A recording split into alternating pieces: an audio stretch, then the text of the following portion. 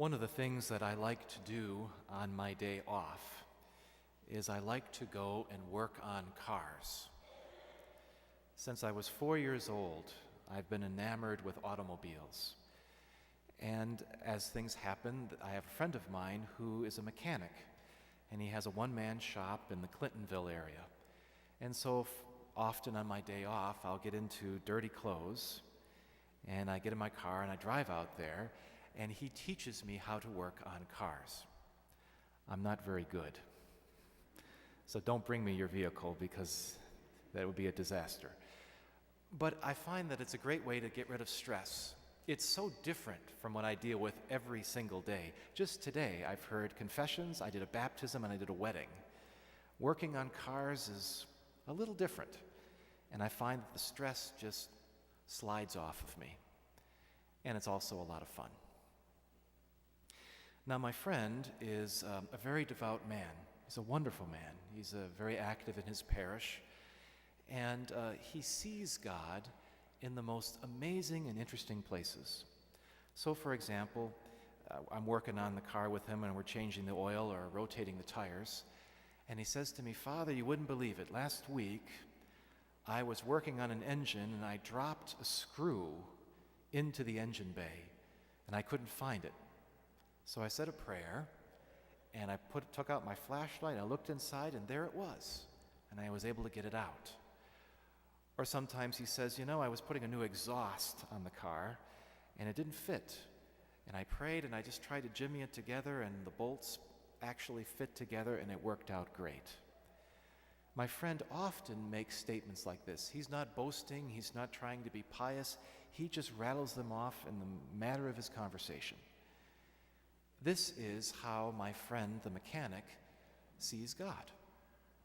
If you can believe it, and do believe it, he sees the Lord in his work as he's working on cars. And he sees God's presence helping him do a good job. And he does a very good job and helps many, many people in the rural area where he serves. He connects the dots. You know that story, those games we would play when we were children, you connect all the different dots and you have a picture. My friend is able to connect the dots. He sees that God helps him here, and God helps him at church, and God walks with him along with his suffering here, and blesses his wife there, and he connects all the dots, and he comes to believe. You and I need to connect the dots too, because God is giving us signs every single day of his presence. Today is the Epiphanies, so we remember the story of the three Magi, or the three kings, who came to the Lord and gave him gifts of gold, frankincense, and myrrh. And recall that these three were called astrologers, or sometimes they call them magicians, sometimes they call them kings. They were basically early scientists. And they scanned the heavens, and they saw the stars. And they noticed that there was one particular bright star that wasn't always there. And so they saw a sign. And they said, well, let's do something about it. So they got in their camels, and they rode all the way in, and they followed the star, and they were able to determine pretty much where it's shown, on Bethlehem. And of course, they found the Lord there. But then afterwards, they had given Jesus the gifts of gold, frankincense, and myrrh. Afterwards, God gave them another sign in a dream. And God said to them, don't go back to that fox, Herod. He wants to kill the baby Jesus. Go back home by another way. And they listened. They went back home by another route. So the Magi, they saw these different signs, the star, a dream, and they were able to connect them and come to faith in the Lord. We call this feast day the Epiphany, and the word epiphany means recognizing, coming to understand, coming to believe, a realization, eyes being opened.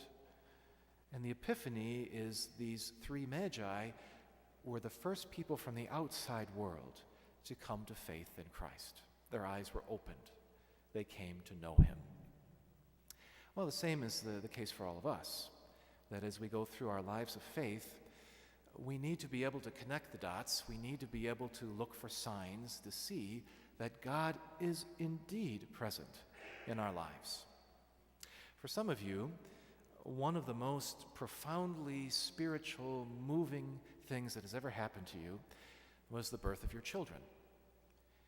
And you held this little squiggly thing in your hands, and it looked like you, and made a mess, and your heart just went out. And the husband and wife, they look at each other, and they're amazed. It's a miracle. Look at what we did. Look at this miracle. Look at this life that we created with God. Amazing. And many of you have told me that the experience of childbirth has been the most amazing experience in your life, and you really felt that God was very close to you at the moment. That is one of those epiphany moments. Others of us have experience of God's presence when we were sick, or really suffering, or we had a real scare in our health. And we hit rock bottom, and we recognized that maybe this life is passing a little more quickly, and that we got to get our act together. Perhaps that was an epiphany moment where we realized that we need to put first things first and stop fooling around. That was a God moment.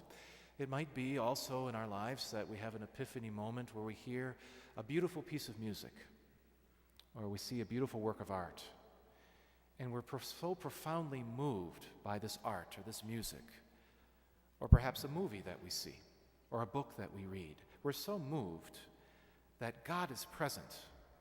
Amazing. And we come to faith. Other times it's caring for the poor, perhaps volunteering at the homeless shelter, or feeding a meal to those in need, or visiting people in nursing homes or the hospitals, or helping those who have come to us who are really suffering. We see Christ in them, we've come to faith in them. That is our epiphany moment.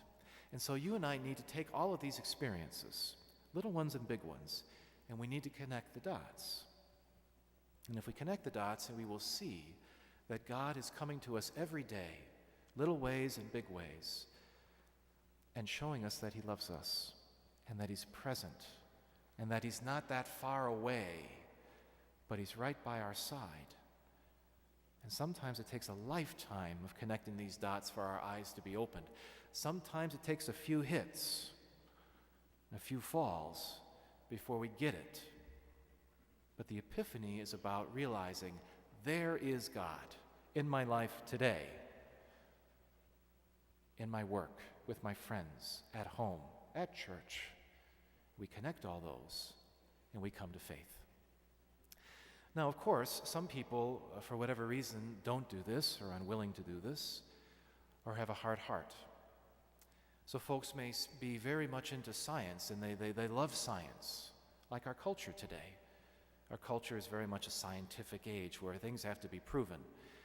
And so folks perhaps love the scientific method, and they love trial and error and research, which is very good. But yet they won't take the next step to connect the dot to realize, I wouldn't be able to study anything if there wasn't order in the universe. And the order in the universe comes from somebody who put it there. And the person who put the order in the universe that allows us to have science is God. Got to connect the dots. Or sometimes a person may say, well, I'm a good person. I help other people in need. You know, I don't set random fires throughout the city of Green Bay. I haven't robbed a bank recently. I'm a good person. Good. Wonderful. Now, can you connect the dot that it doesn't matter a hill of beans whether you're a good person? Unless you know the Lord. Because if you're just a good person to be a good person to be a good person, you're serving yourself.